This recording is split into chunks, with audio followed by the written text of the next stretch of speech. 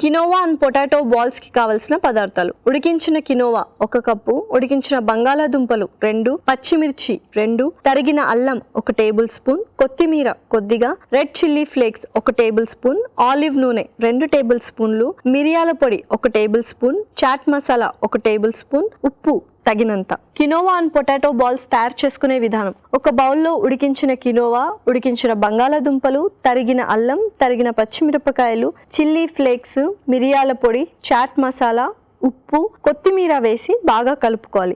ఈ మిశ్రమాన్ని కొంచెం కొంచెం తీసుకొని చేత్తో చిన్న చిన్న బాల్స్ లా ఒత్తుకొని ఆ తర్వాత ఒక పాన్ లో ఆలివ్ నూనె వేసి ముందుగా చేసుకున్న బాల్స్ ని వేసి వేయించాలి. వేయించుకున్న తర్వాత సర్వింగ్ ప్లేట్ లోకి తీసుకొని సర్వ్ చేసుకుంటే tasty quinoa and potato balls ready.